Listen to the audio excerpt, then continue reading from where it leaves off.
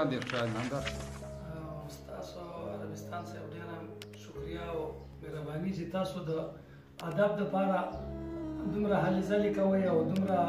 خوارۍ کوئ. الله دې ستاسو دا خوارۍ په کار راولي او الله دې تاسو له دې سله درکړي چې په پښتو ژبې خدمت دی. موږ ستاسو ډېر شکرګزار یو او ډېر مشکور یو. د باسیګل بابا ما یو څو د پنځونې لیکلي دي. باسیګل بابا د پښتو ژبې سپېڅلی سندرغاړی د پښتو ژبې سپېڅلی سندرغاړی باسیګل بابا د دې دنیا نه لاړی. روح یې ورکه بختوره میاشت رمضان کې لکه ګل چې ورځېږي په خزان کې او چې کېدلې جنازه 11 بجې وي چې کېدلې جنازه 11 بجې وي بختورو د جمعې شپه وروجې وي د جمعې په شپه په ده خاورې انبار شوې ډېرې سترګې شوې غمجنې اشکبار شوې دعاګانې یې زامنو ته کېدلې د یارانو ترنې اوښکې څڅېدلې د مومند په سندرغاړو باندې غم شو چې د ډلې نه یو خوږ ملګری کم شو او راشه وکشه شناخت ته کومه د دې خپل اشنا صفت ته کومه وجود کې د دوی نه پښتانه وه د اخلاقو یوه ښکلې نمونه وه ډېرې خولې په صفت باندې داده وي ښې اوږدې اوږدې چاربېتې ورته زده وي مشهورو په ولس کې کور په کورو سر تر پایه ومین په ټنګ ټکورو شراکت به یې کوو په هر مجلس کې په دې وجه خو مقبولو په ولس کې د اواز جادوی خور پښتونخوا کې هر سړی به خوشحاله د ده خوا کې او اوس پنیتې باندې دې په ده کې نه وه یو ذره بره غلطي په ده کې نه وه خپل همزولي به تې ټول راتاوېدل ماشومان بیا په لیدو خوشحالېدل ما لیدلی و د مونځ او دس پابند و ده تېر کړی د ملنګ په شانته ژوند او حقیقت دا د اصل نه مومند و غازي خیلو حقیقت کې ملک مشر د خیلو او د غازي کور دا جایداد د دوی د پلارو د غازي کور دا جایداد د دوی د پلارو په تمامه کورنۍ اقتدارو او په پښتو ژبه ته وقف خپل دولت کړ پښتو ژبې ته یې وقف خپل مال دولت کړ په پښتون مین پښتو لره خدمت کړ هر مجلس کې یې لومړی کړی قربانو په تمامو سندرغاړو یې احسان که چاربېته که ټپه وه که غزل و په دیوبند کې د بلها کړی مزل او خدای دې وبخښي دعا ته اوس محتاج دی لوی شهرت یې د مومندو د سرتاج دی ما مخلص نه باسي ګل کله یېرېږي دم په دم مې په زړګي باندې ورېږي ډېر سلام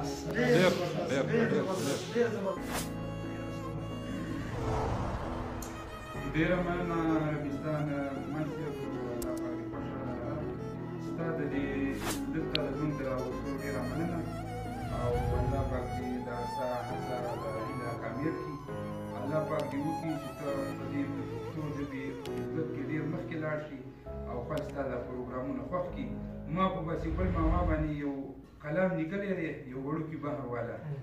خو دا خو تاسو ته پته ده چې زموږ د والي صاحب ډېر نږدې دوست و نو زه پرې ډېر غمجن یم او ما ته پرې ډېر درد رسېدلی دی دا یې په وجه باندې بېګا ما په یو څو ټکي کلام لیکلی دی لنډ بهر والا چې تاسو په خدمت کې هلته عربستان منصب او د هغې نه مخکې یو روغۍ به دې وکړمه دا مې بېګا لیکلي وایي ذایقه به د مرګ ګرځي رخصکي ذایقه به د مرګ ګرځي رخصکي او که مخلوق سمندري دی که ځمکي خلاصېدل په مال دولت او نسب نشته خلاصېدل په مال دولت او نسب نشته نه شهرت په کار راځي نه ملکي او د قارون غوندې مالدار دانه لقمان لاړ د قارون غوندې مالدار دانه لقمان لاړ ستا به څه وي مالداري او چالاکي او که فرعونو که شداد مرګي تالا کړه که فرعونو که شداد مرګي تالا کړل لاړ که څوک جوړ فکر وکړي او تا په ګیره کې چې جوړې تا په ګیره کې کړو جوړ چې ډیزاینونه تا په ګیره کې جوړ کړي ډیزاینونه نو رنګارنګ نخرې کوي په پیچه کې